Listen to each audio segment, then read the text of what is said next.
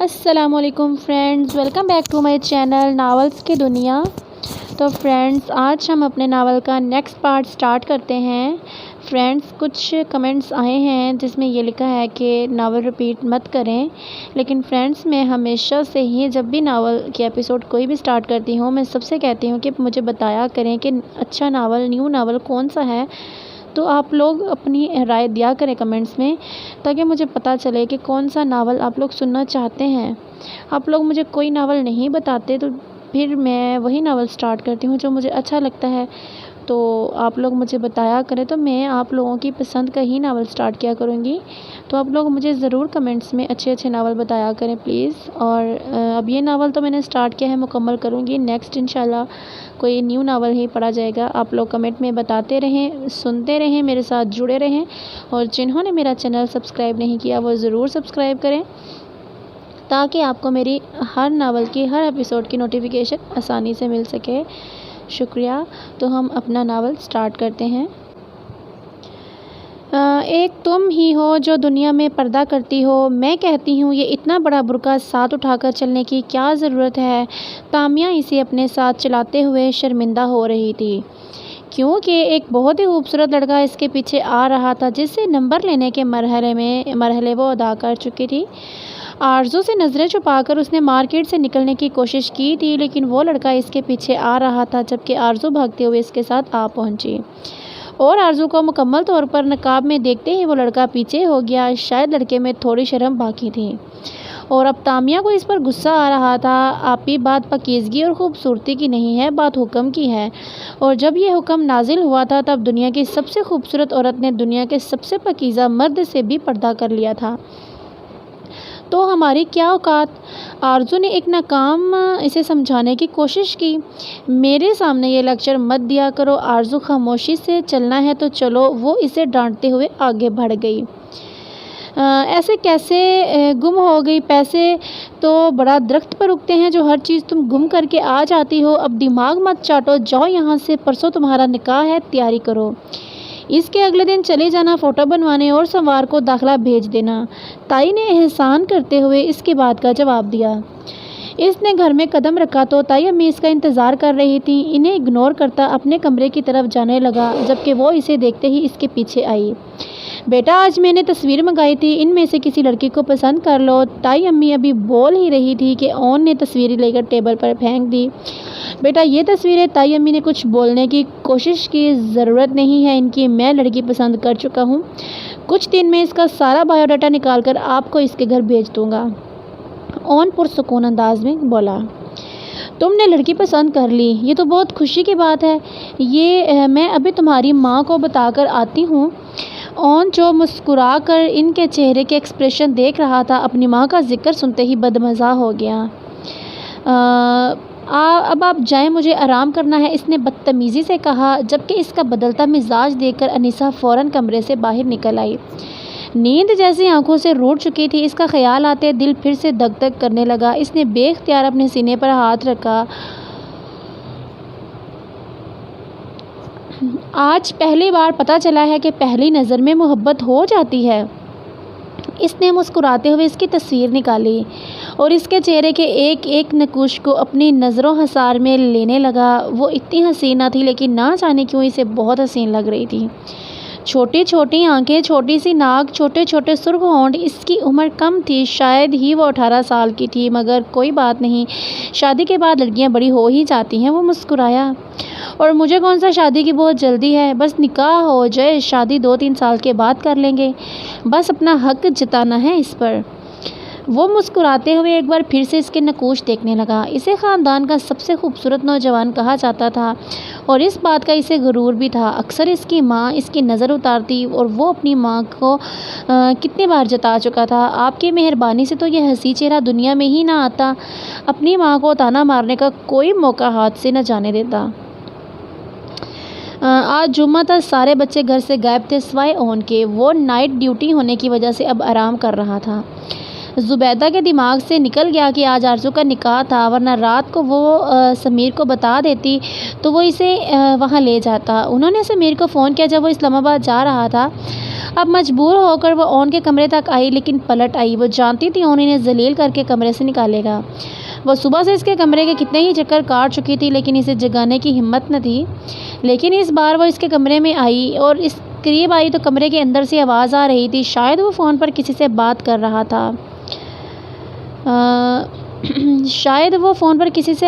رہا تھا۔ ہاں یار، تامیہ عثمان نام تھا اس لڑکی کا۔ اس نے قرآن دازی میں بھی حصہ لیا تھا۔ میں نے انفارمیشن نکال لی ہے، اس کا نمبر بھی ہے یہاں پہ۔ عمر نے صبح صبح اسے گڈ نیوز دی تھی۔ تجھے یقین ہے یہ وہی لڑکی ہے؟ اون پھر سے پوچھا۔ ارے یار ہاں، قرآن دازی میں کاشی ڈیزائنر کی ڈریس سیل ہو رہی تھی اور یہاں مس تامیہ نے مس عثمان لکھوایا ہے۔ عمر نے سب کچھ کنفرم کر کے اسے خبر کر دی۔ آئی لو یو عمر، اون نعرہ لگاتے ہوئے کہا۔ ہاں ہاں ہاں، لو یو میرے بھابھی کے لیے رکھ اور جلدی سے مجھے دوپہر کا لنچ کروا، اسی کنڈیشن پر نمبر دوں گا۔ تیرے پاس صرف 3 گھنٹے ہیں ہوٹل پہنچنے کے لیے، تب تک میری ڈیوٹی ختم ہو جائے گی۔ اوکے میری جان، میں تھوڑی دیر میں تیار ہو کے آتا ہوں۔ تیار ہونے چلا گیا۔ اون نے خوشی خوشی کہا۔ اون بیٹا، مجھے تم سے ضروری کام ہے۔ دروازے کی طرف بڑھ رہا تھا جب پیچھے سے زبیدہ آئی۔ ایم سوری، میں آپ کا کام نہیں کر سکتا، وہ سرد مہری سے کہتا پھر جانے لگا۔ بیٹا میری بات تو سنو، بہت ضروری کام ہے، پلیز میری مدد کرو۔ سمیع گھر پہ نہیں ہے اور آج تمہارے مرحوم ماموں کی بیٹی کا نکاح ہے۔ میرا وہاں جانا بہت ضروری ہے، 1 گھنٹے میں نکاح شروع ہو جائے گا۔ اگر تم مجھے وہاں پر چھوڑ دو تو زبیدہ نظریں جھکائے کسی مجرم کی طرح اسے کام بتا رہی تھی۔ اوکے فائن، چلیں، وہ احسان جتانے والے انداز میں بولا۔ بہت شکریہ بیٹا، اب یہ سامان لے کر آتی ہوں۔ زبیدہ خوشی سے اندر چلی گئی، جبکہ اون یہ سوچ رہا تھا کہ وہ انکار کیوں نہیں کر پایا۔ بیٹا اندر چلو، تمہارے ماموں کا گھر ہے، زبیدہ نے گاڑی سے اترتے ہوئے کہا۔ نہیں، مجھے کہیں پر جانا ہے، اس سے ٹھیک سے نہیں یاد، شاید وہ بچپن میں یہاں کبھی آیا تھا۔ بیٹا تمہارے ماموں خود معذور ہیں، وہ نہیں ہمارے گھر آ سکتے، اور تم بھی کبھی اس طرف نہیں آئے ہو، آج اپنے ماموں سے ہی ملاقات کر لو۔ میں نے کہا نا، میں انڈرسٹینڈ نہیں ہوں۔ جائیں آپ اور جلدی سے کام نپٹا کر واپس آئیں۔ اگر آپ کو آنے میں زیادہ وقت لگے گا تو میں تھوڑی دیر کے بعد واپس چلا جاؤں گا، مجھے کچھ کام ہے۔ اسے عمر سے ملنے جانا تھا۔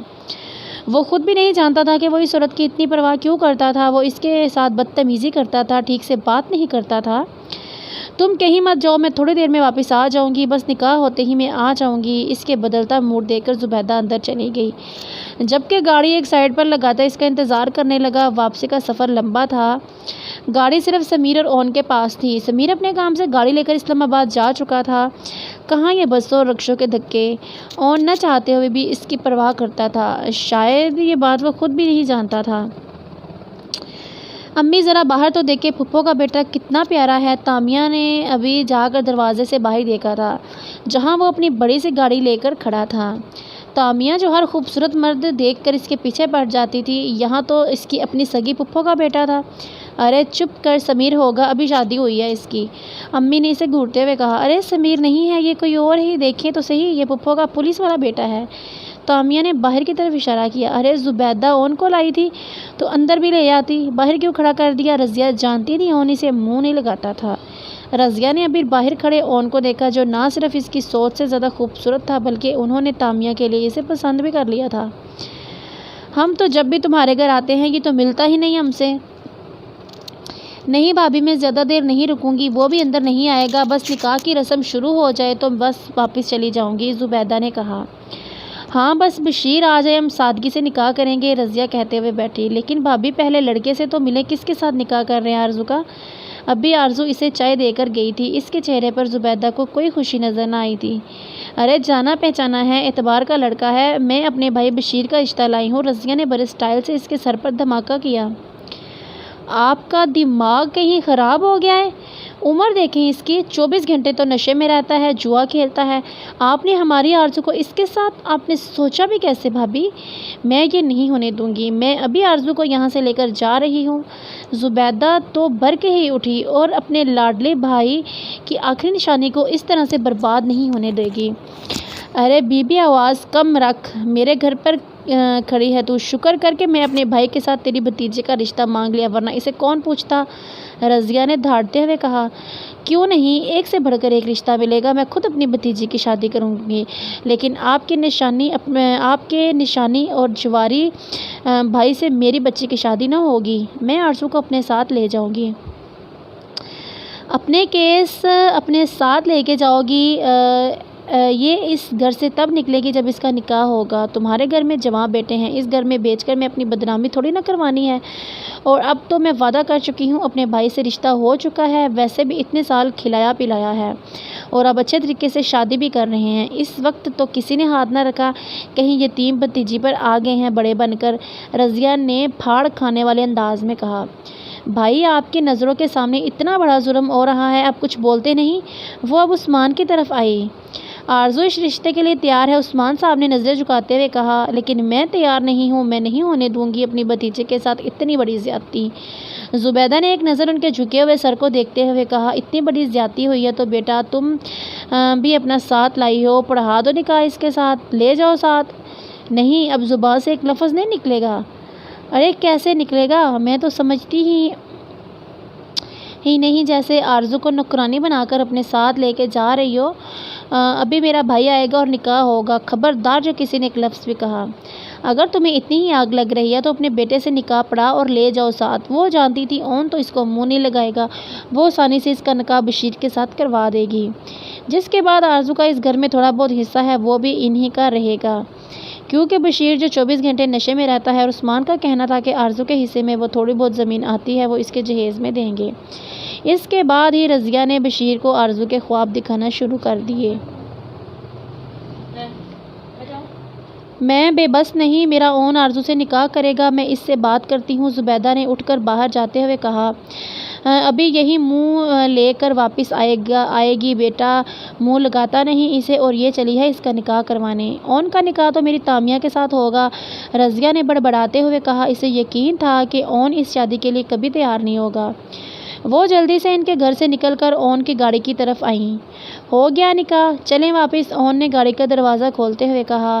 اون بیٹا، وہ آرزو کے ساتھ زیادتی کر رہے ہیں، وہ اس کا نکاح اس سے بڑی عمر کے آدمی سے کروا رہے ہیں، بہت ظلم ہو رہا ہے میری معصوم بھتیجی کے ساتھ، پلیز میری مدد کرو، میں تمہارے آگے ہاتھ جوڑتی ہوں۔ زبیدہ جانتی تھی اون کبھی اس طرح راضی نہیں ہوگا، لیکن وہ اپنی معصوم بھتیجے کے ساتھ اتنا بڑا ظلم ہوتے بھی نہیں دیکھ سکتی تھی۔ مجھ سے کیا امید رکھتی ہیں آپ؟ اون نے پوچھا۔ میں اسے یہاں سے لے کر جانا چاہتی ہوں، لیکن بھابھی کہتی ہے جب تک اس کا نکاح نہیں ہوگا وہ اسے یہاں سے نہیں جانے دیں گی۔ تم تو جانتے ہو وہ کیسی عورت ہے، وہ پورے خاندان میں ہمیں بدنام کر دے گی۔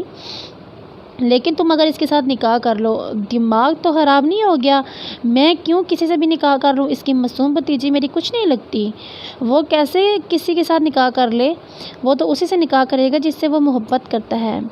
بیٹا میری بات سمجھنے کی کوشش کرو، آرزو کے ساتھ بہت ظلم ہو رہا ہے، میں تمہارے آگے ہاتھ چھوڑتی ہوں، آپ چاہے کچھ بھی کریں، یہ نکاح میں نکاح نہیں کروں گا، میرا نہ اس لڑکی سے کوئی تعلق ہے اور نہ ہی اس پر ہونے والے ظلم سے، پتہ نہیں میں یہاں آیا ہی کیوں، میں کسی اور کو پسند کرتا ہوں، میں اس طرح سے کسی سے شادی نہیں کر سکتا، انہوں نے جان چھڑانے والے انداز میں کہا۔ بیٹا خدا کے لیے میری بات سمجھنے کی کوشش کرو، اگر تم نے یہ نکاح نہ کیا تو میں جانتی ہوں تم کسی اور کو پسند کرتے ہو، ایک منٹ، اگر میں نے نہ کیا تو اس کا مطلب اور آپ یہ جانتے ہیں کہ میں کسی اور کو پسند کرتا ہوں، اگر میری جگہ یہاں سمیر ہوتا تو کیا آپ اس کا بھی کسی کے ساتھ بھی اس طرح نکاح کروا دیتی؟ ایک بار آپ کو سمیر کی بیوی کا خیال نہیں آتا نا؟ آپ کو اس کا خیال اس طرح سے میری محبت کا خیال کریں، میں اس لڑکی سے شادی کروں گا جس سے میں پسند کرتا ہوں۔ اون نے غصے سے کہا۔ بیٹا تم اس لڑکی سے شادی کر لینا، لیکن فی الحال وقتی طور پر تم آرزو کو اپنی اس کی شادی بشیر سے کروا دیں گے، جو 24 گھنٹے نشے میں رہتا ہے، جوا کھیلتا ہے، نہ اپنا کوئی ٹھکانہ ہے، کہاں لے کر جائے گا وہ میری معصوم آرزو کو؟ بیٹا میں تمہارے سامنے ہاتھ جوڑتی ہوں، میں تمہارے پیر پکڑتی ہوں، یہ لو میرے سر کی چادر کا تھوڑا لحاظ کر لو۔ زبیدہ نے ہار مانتے ہوئے اپنے سر سے دوپٹہ اتار کر اس کے قدموں میں رکھنا چاہا۔ دماغ خراب ہو گیا ہے آپ کا، یہ کیا کر رہی ہیں آپ؟ اون نے جلدی سے ان کی چادر کو تھاما۔ زبیدہ پھوٹ پھوٹ کر رونے لگی۔ ٹھیک ہے، لیکن اس لڑکی سے میرا کوئی تعلق نہیں ہوگا، یہ سب کچھ ختم ہوتے ہی میں اسے طلاق دے دوں گا اور میری جان چھوٹ جائے گی، میں اس کی شکل بھی نہیں دیکھوں گا، میں نہیں چاہتا کہ میں اپنی محبت کے ساتھ کسی قسم کی کوئی بے وفائی کروں۔ اون نے شرط رکھی۔ مجھے منظور ہے بیٹا، بس تم یہ نکاح کر لو۔ زبیدہ کی جیسے جان میں جان آئی۔ نکاح کی رسم ادا ہو چکی تھی۔ آرزو اب تک یقین نہ کر پائی تھی کہ اس کا نکاح ماموں سے نہیں بلکہ کسی اور سے ہوا ہے۔ اس نے تو آج تک اون کو نہ دیکھا تھا اور نہ ہی اون کبھی ان کے گھر آیا تھا اور نہ ہی تائی امی اسے کہیں جانے دیتی تھیں۔ آرزو کو یہ سب کچھ ایک خواب جیسا لگ رہا تھا۔ حقیقی دنیا میں بھی اس طرح کے معجزے ہوا کرتے ہیں۔ اس کی پھپھو اس کے لیے کسی فرشتے سے کم نہ ثابت ہوئی تھی اور آرزو اب مسز اون بن گئی۔ آرزو نے بس ایک ہی نظر اون کو دیکھا تھا۔ اسے ابھی تک اپنی قسمت پر یقین نہیں آیا تھا۔ تھوڑی دیر پہلے اس کا نکاح ہوا تھا اور اس کا نکاح بشیر ماموں سے نہیں بلکہ پھپھو کے بیٹے سے ہوا تھا۔ کیا اب بھی معجزے ہوتے ہیں؟ ہاں ہوتے ہیں۔ اس کی زندگی میں بھی آج یہ ہوا تھا۔ کسی معجزے سے کم تو نہ تھا۔ اس کی شادی اس کے پھپھو کے بیٹے کے ساتھ یہ بھی کوئی عام سی بات تو نہ تھی۔ اس کے قریب کھڑی تائی امی جو افسوس سے اپنے ہاتھ مل رہی تھی، کبھی اپنی بیٹی کو دیکھتی تو کبھی اسے۔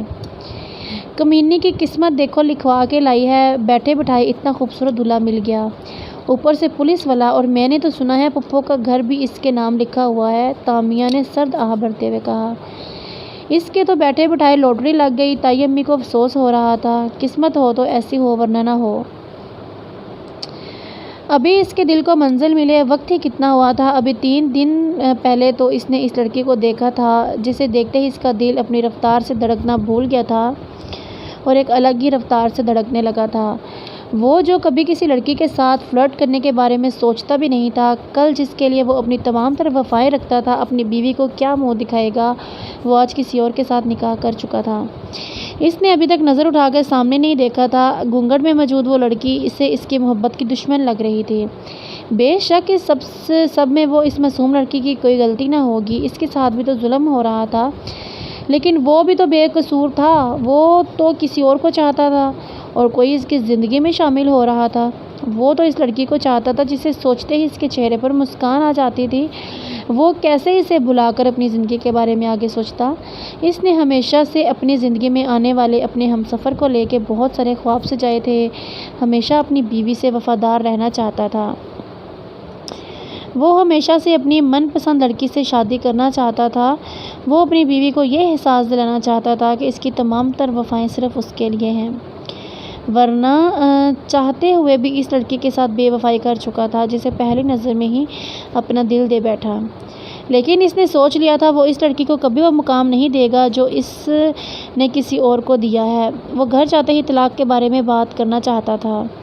سارے مرحلے طے ہو گئے۔ اون تو نکاح کے بعد فوراً ہی باہر نکل گیا اور اپنی گاڑی میں اپنی ماں کا انتظار کرنے لگا۔ اسے یقین تھا اس کی ماں اسے جانتی ہے، وہ اس لڑکی کو اپنے ساتھ لانے کی غلطی نہیں کرے گی، لیکن یہ نکاح تو ہوا ہی اس وجہ سے تھا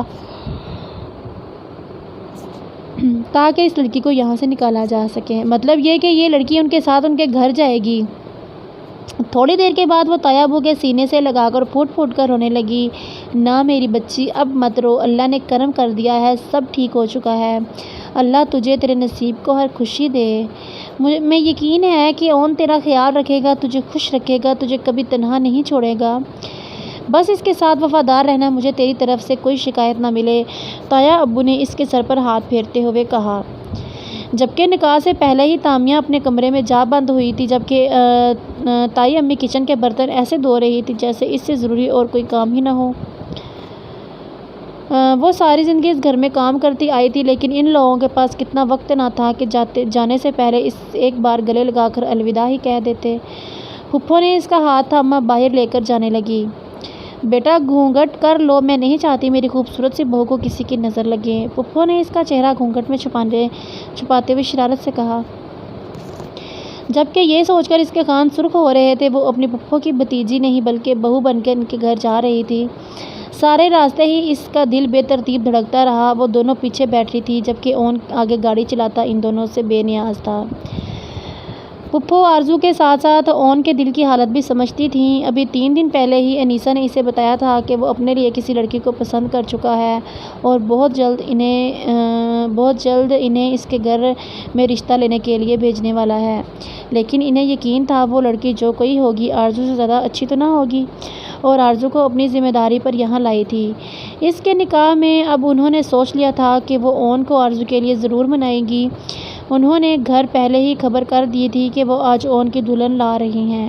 انیسہ نے تو تیاری کر لی تھی۔ وہ جانتی تھی آرزو شروع سے ہی احساس کمتری کا شکار ہے۔ وہ تو اپنے گھر میں آئے ہر انسان کو محبت سے ملتی، تو آرزو تو ان کے سب سے لاڈلے بھتیجے کی دلہن تھی۔ یہ بات الگ تھی کہ اون کی اس میں رضامندی شامل نہ تھی، لیکن اون کے ساتھ کوئی زبردستی بھی نہیں کر سکتا، تو کچھ نہ کچھ تو اون کی مرضی بھی شامل تھی اس نکاح میں، جبکہ انیسہ کا بہت خیال تھا۔ اس لیے انیسہ نے ہر ممکن کوشش سے آرزو کا استقبال خوبصورت بنایا، جبکہ ان دونوں کو گھر کے دروازے پر چھوڑ کر وہ نکل چکا تھا۔ کیا تیرا نکاح کب ہوا اور تو نے مجھے کیوں نہیں بتایا؟ اتنی جلدی کیا تھی نکاح کی؟ ابھی 2-3 دن ڈیٹ مارتے، وہ سرے سے ملتے، ایک دوسرے کو سمجھتے، تم نے ڈائریکٹ نکاح کر لیا؟ وہ میرے چھوارے عمر صدمے سے بولا، بکواس بند کر، میری شادی اس لڑکی سے نہیں ہوئی بلکہ سمیر کی امی کی بھتیجی سے ہوئی ہے۔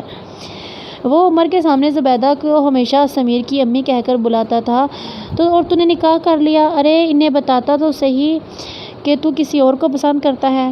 عمر کو افسوس ہوا تھا، پہلی بار تو اس کے دوست نے کسی کو چاہا تھا، بتایا تھا، لیکن وہ لڑکی مصیبت میں تھی، اگر مدد نہ کرتے تو اس کی شادی کسی جواری اور شرابی انسان سے ہو جاتی، اور سچ میں اگر ایسا ہوتا تو یار بہت برا ہوتا۔ مجھے تو یہ جان کر افسوس ہوا ہے کہ وہ لڑکی ابھی بالغ بھی نہیں ہے، اور ویسے بھی میں نے ان لوگوں کو بتا دیا ہے، میں اسے طلاق دے کر اسی لڑکی سے شادی کروں گا جسے میں چاہتا ہوں، اور مجھے بھی یہی امید ہے کہ وہ میری مرضی کے خلاف کبھی ایسا کچھ نہیں کریں گے، اس لیے مجھے اس بات کی کوئی خاص ٹینشن بھی نہیں ہے۔ اون نے کہا تو عمر بھی بے فکر ہو گیا، لیکن پھر بھی یار وہ تیری بیوی تو ہے۔ میں نہیں مانتا، اگر میں اسے بیوی والی اہمیت ہی نہیں دوں گا تو وہ بھی میرے پیچھے نہیں آئے گی۔ 1 ہفتے کے اندر طلاق کا سارا انتظام کروا کے طلاق دے دوں گا پہلے اسے۔ اون نے اسے اپنا پلان بتایا۔ خوبصورت ہے؟ عمر نے پوچھا۔ ہوگی میری بلا سے، مجھے کیا لینا دینا؟ جس سے لینا دینا ہے آرزو بہت خوبصورت ہے یا نہیں؟ اون نے بے ساختہ اپنے دل پر ہاتھ رکھا، نہ جانے کیوں جب بھی وہ اس کا نام لیتا اس کا دل زور سے دھڑکتا تھا۔ آج پارٹی کرتے ہوئے اون نے کہا، آج تیری شادی ہوئی ہے اور تو پارٹی کے پیچھے پڑا ہے۔ عمر نے کہا، یہ شادی نہیں، صرف ایک کانٹریکٹ ہے اس لڑکی کو بچانے کے لیے۔ پر اب وہ بالکل ٹھیک ہے اس گھر میں، اور ویسے بھی کون سا میں نے اسے اپنی بیوی تسلیم کرنا ہے جو میں اس کے پاس جاؤں گا، اون نے سمجھایا۔ ان کی پارٹی رات 2 بجے تک چلتی رہی۔ 2 بجے کے بعد اون اپنے گھر واپس آیا۔ وہ واپس گھر آیا تو اسے اپنے بیڈ پر بیٹھا دیکھ کر اسے کرنٹ لگا۔ ہمت کیسے ہوئی تمہاری میرے کمرے میں میرے بیڈ پر بیٹھنے کی؟ وہ غصے سے دھاڑا۔ گھونگھٹ میں بیٹھی ہوئی آرزو سہم کر رہ گئی۔ میں نہیں، وہ پھپھو آپ کی مما نے مجھے میں کیا میں لگا رکھی ہے؟ تم نے دفع ہو جاؤ یہاں سے۔ اون پھر سے دھاڑا۔ میں کہاں جاؤں؟ آرزو منمنائی۔ میری بھلا سے بھاڑ میں جاؤ، وہ غصے سے بولا۔ تم سیدھے طریقے سے نہیں مانو گی۔ یہ کہتے ہوئے وہ آگے بڑھا اور اس کا چوڑیوں سے بھرا ہوا ہاتھ تھاما اور گھونگھٹ اٹھانے کی زحمت کیے بغیر اسے گھسیٹتا ہوا کمرے سے باہر لے جانے لگا۔ سنیں، میری بات سنیں، میں اس وقت کہاں جاؤں گی؟ خدا کے لیے، میں بیوی ہوں آپ کی، وہ ہمت کر کے بولی۔ نہیں ہو تم میری بیوی، نہیں مانتا میں تمہیں اپنی بیوی، میری بیوی بن کر میرے گھر میں میرے کمرے میں میرے بیڈ پر صرف اور صرف میری من چاہی لڑکی آئے گی جس سے میں محبت کرتا ہوں، تم جیسی 2 ٹکے کی لڑکی نہیں۔ آرزو کے اندر کچھ ٹوٹا تھا۔ ہاں، وہ اس سے محبت نہیں کرتی تھی، لیکن وہ اس کا شوہر تھا، اس کی زندگی میں آنے والا پہلا شخص جو کسی اور سے محبت کرتا تھا۔ میری نظروں میں تمہاری کوئی اوقات نہیں ہے، تم اس گھر میں صرف میری ماں کی بہو بن کر آئی ہو، میری بیوی نہیں۔ وہ اس عورت کو اپنی ماں کا درجہ نہیں دیتا تھا تو اس کو بیوی کے روپ میں کیسے قبول کرتا؟ ایک ہی جھٹکے سے اسے کمرے کے باہر کر کے دروازہ اس کے منہ پر بند کر دیا۔ آرزو سسکتے ہوئے وہی دروازے کے ساتھ بیٹھ گئی تھی۔ یہ تھی اس کی نئی زندگی کی نئی شروعات۔ اس کے شوہر نے ایک بار گھونگھٹ اٹھا کر اس کا دیدار بھی نہ کیا۔ وہ دروازے کے ساتھ بیٹھی رو رہی تھی، اور جو اس کا شوہر اس کے منہ پر بند کر گیا تھا۔ صبح اذان کے وقت جب زبیدہ نماز ادا کرنے کے لیے باہر آئی تو اسے اون کے کمرے کے باہر بیٹھا دیکھ کر پریشان ہو گئی۔ وہ بھاگ کر اس کے قریب آئی۔ آرزو میری جان، تم یہاں کیا کر رہی ہو؟ اس وقت اس کے قریب بیٹھتے ہوئے بولی۔